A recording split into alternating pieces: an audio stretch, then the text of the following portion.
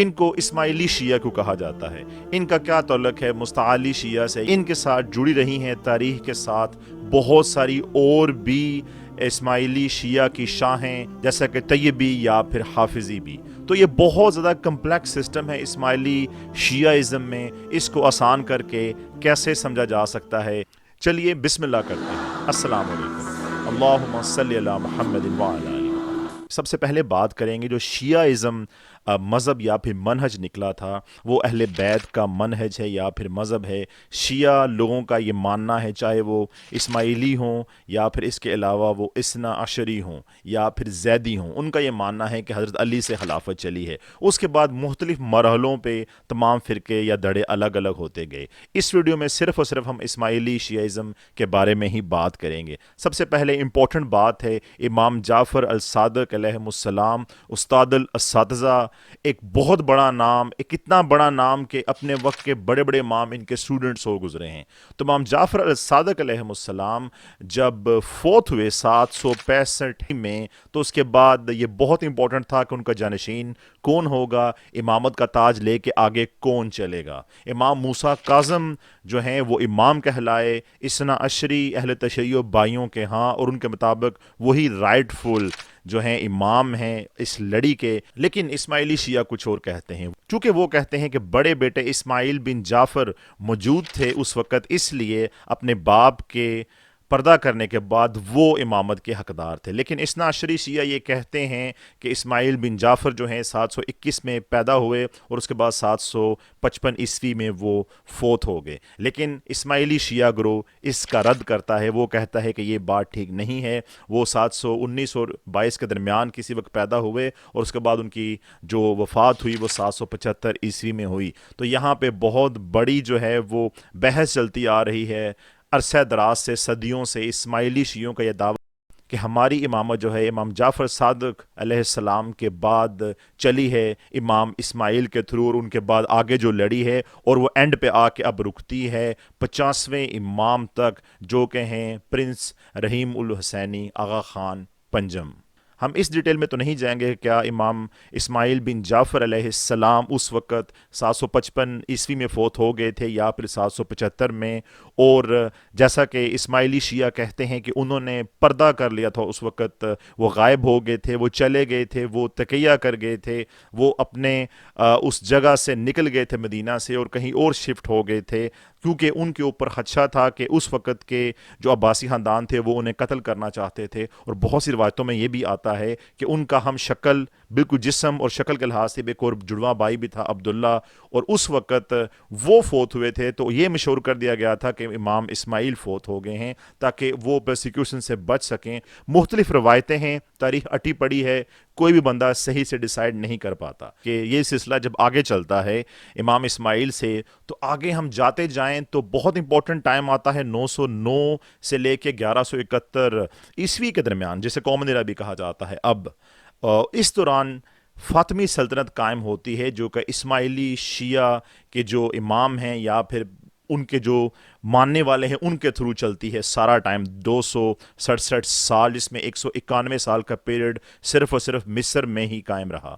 اس لیے آپ نے سنا ہوگا کہ جو تدفین آغا خان چہارم مصر میں، اس کی وجہ وہاں پہ فاطمی ڈائنسٹی ہی ہے۔ ابھی ہم آگے بڑھتے ہیں اور بات کرتے ہیں کہ اسماعیلی شیعہ اپنے آپ کو نظاری گروہ کیوں کہتے ہیں، اور ہم نے مستعلی شیعہ کے بارے میں بھی سنا ہوگا۔ تو یہ دو گروہ اسماعیلی فرقے میں سے کیسے نکلے ہیں؟ ابو تمیم معاد المستنصر باللہ یہ 1029 عیسوی میں پیدا ہوئے، جبکہ ان کا انتقال ہوا 1094 عیسوی میں۔ انہوں نے سنبھالا تخت صرف 7 سال کی عمر میں، بہت چھوٹے تھے۔ کہا جاتا ہے کہ اپنی والدہ ماجدہ اور اس کے علاوہ دوسرے وزیروں کے تھرو انہوں نے اپنی بچپن اور اس کے علاوہ لڑکپن کا کافی ٹائم جو ہے وہ حکومت میں اس طریقے سے گزارا، یعنی یہ 1094 عیسوی میں جا کے فوت ہوئے، بہت لمبے عرصے تک انہوں نے حکومت کی۔ ابو منصور نزار بن المستنصر، یہ نام آپ نے یاد رکھنا ہے، یہ سب سے بڑے بیٹے تھے معاد المستنصر باللہ کے۔ تو کہا جاتا ہے اسماعیلی شیعوں کی جانب سے کہ ان کو 1067 عیسوی میں ہی نامزد کر دیا گیا تھا خلافت کے لیے ان کے اپنے والد کی جانب سے، لیکن جب ان کے والد کا انتقال ہوتا ہے 1094 عیسوی میں، تو اس وقت معاملہ خراب ہو جاتا ہے۔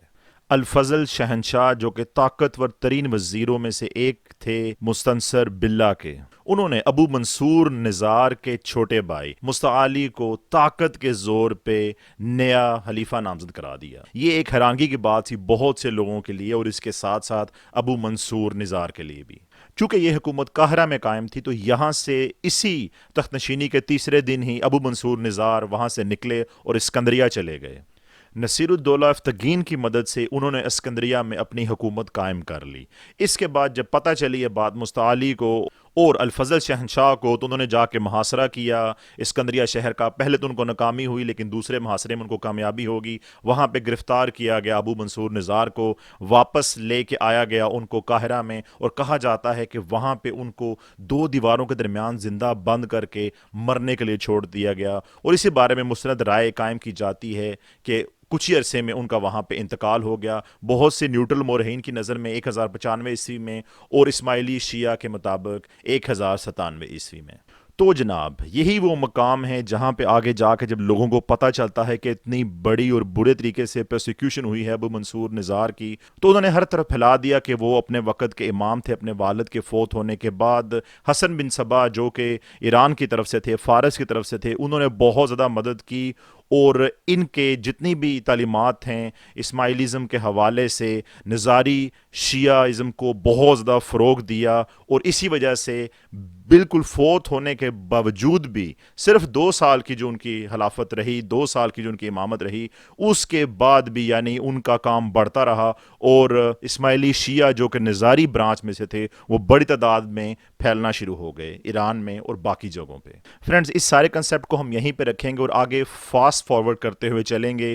آغا خان کیا لقب ہے اور یہ کب سے ملنا شروع ہوا؟ تو فرینڈز یہاں پہ امپورٹنٹ ترین بات ہے، ایران کے آخری امام امام خلیل اللہ علی دوم جو کہ اس وقت یزد میں سکونت پذیر تھے، وہاں پہ اس وقت تعصب کا بازار گرم تھا، اور بہت زیادہ ریڈیکل قسم کے لوگ جو ہیں ان کا حکومت پہ بہت زیادہ اثر و رسوخ تھا، اور وہ ان کو مروانا چاہتے تھے، اور آخرکار وہ اپنے مذموم عزائم میں کامیاب بھی ہو گئے۔ تو اسماعیلی شیعہ کے جو گروہ کے ممبران تھے، مریدین تھے، انہوں نے ان کی قتل کا بدلہ لینا چاہا۔ تو اس وقت جو ایران کے سربراہ تھے فتح علی شاہ، انہوں نے ان کے قاتلوں کو پھانسی کی سزا دی، اور اسی بادشاہ نے ٹائٹل دیا امام حسن علی کو آغا خان کا۔ یہ اسماعیلی شیعہ گروہ کے 46ویں امام تھے۔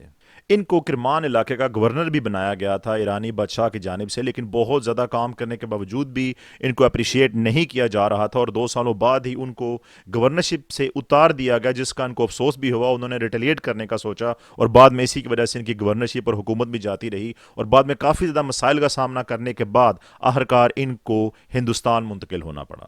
شاہ علی قائم جو کہ ان کے بیٹے تھے، ان کے پاس امامت منتقل ہوتی ہے، 47ویں امام یہ بنتے ہیں، اور آغا خان ثانی کا لقب پاتے ہیں۔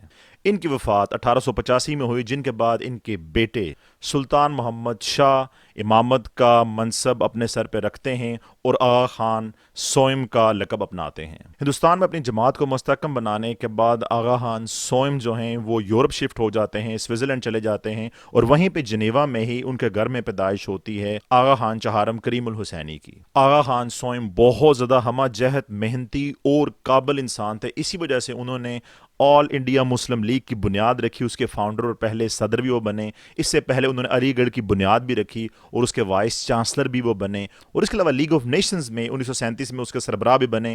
یو این او سے پہلے لیگ آف نیشنز قائم کی گئی تھی، اندازہ لگائیں پوری دنیا میں اس کا سربراہ بننا کتنی بڑی بات تھی۔ انہوں نے 1955 میں ہی نامزد کر دیا تھا خلیفہ پرنس کریم آغا خان کو، اور اس کے بعد 1957 میں جب ان کی وفات ہوئی تو 1957 سے امامت کا منصب سنبھال لیا پرنس کریم الحسینی آغا خان چہارم نے۔ 215 میں پرتگالی حکومت کے ساتھ ایک معاہدے کے نتیجے میں 2018 میں ہنریک دی مونڈیکا محل میں انہوں نے اسلامی مرکز قائم کر لیا اسماعیلی شیعوں کا۔ پرنس کریم الحسینی آغا خان چہارم بہت زیادہ انٹیلیجنٹ اور کمال کے سفارتکار انسان تھے۔ انہوں نے اپنے فرقے کی فلاح و بہبود اور اس کے علاوہ باقی انسانیت کے لیے کام کرنے کا سوچا، اور آغا خان فاؤنڈیشن کا قیام عمل میں آیا، جس کی برانچز دنیا کے 90 سے زیادہ ممالک میں ہیں، اور جو بہت زیادہ بڑی تعداد میں سوشل ورک کرتی ہے۔ یہ تعلیم، صحت اور اس کے علاوہ ڈیولپمنٹ کے شعبہ جات میں بہت بڑی حد تک پیسہ بھی لگاتے ہیں، اور غریب افراد کی مدد بھی کرتے ہیں۔ پرنس کریم آغا خان چہارم 5 فروری 2025 کو انتقال کر گئے، جس کے بعد امامت کا منصب آیا ان کے بڑے بیٹے کے سر پہ، جن کا نام ہے پرنس رحیم الحسینی آغا خان پنج۔